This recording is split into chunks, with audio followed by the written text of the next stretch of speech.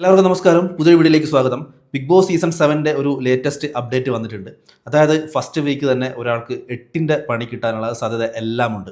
അതായത് ഇന്നലെ ഒരു ടാസ്ക് നടന്നിട്ടുണ്ടായിരുന്നു. റെനീഷയായിരുന്നു ആ ഒരു ടാസ്ക് മാനേജ് ചെയ്തിട്ടുണ്ടായിരുന്നത്. ആ ഒരു ടാസ്ക് കഴിഞ്ഞ് റെനീഷ ഇപ്പോൾ ഫ്ലൈറ്റിൽ കയറുന്ന സ്റ്റാറ്റസ് ഒക്കെ കണ്ടു. എനിക്ക് തോന്നുന്നു തിരിച്ച് നാട്ടിലോട്ടേക്ക് വരുമായിരിക്കും. എന്നാലും ആ ഒരു ടാസ്കിൽ ബിഗ് ബോസിൽ പങ്കെടുക്കുന്ന ആളുടെ കൂടെ ഒരാൾക്ക് കൂടെ പങ്കെടുക്കാം, ഒരു സപ്പോർട്ടിന് വേണ്ടി. അത് ബന്ധുവോ അല്ലെങ്കിൽ സുഹൃത്തോ ആരെങ്കിലും ആവാം. അങ്ങനെ ഒരാൾ കൂടെ ആ ഒരു ടാസ്കിൽ കൂടെ ഉണ്ടാവും ഈ ഒരു കണ്ടസ്റ്റന്റിന്റെ കൂടെ. അപ്പോൾ ഏറ്റവും ചുരുങ്ങിയ സമയത്തിനുള്ളിൽ ആരാണോ ആ ടാസ്ക് കംപ്ലീറ്റ് ചെയ്യുന്നത് അവരായിരിക്കും അതിലെ വിന്നർ. ഏറ്റവും കൂടുതൽ സമയം എടുത്ത് കംപ്ലീറ്റ് ചെയ്യുന്ന ആരാണോ അവരാണ് അതിലെ ഏറ്റവും ലാസ്റ്റ് പോയിന്റ് ലഭിക്കുക. അപ്പോൾ അങ്ങനെയാണ് ആ ഒരു ടാസ്കിന്റെ പ്രോസസ്സ്. അപ്പോൾ ഈ ലാസ്റ്റ് വരുന്നവർക്ക് ഈ ഒരു ഫസ്റ്റ് വീക്ക് അത്ര സുഖകരമായിരിക്കില്ല.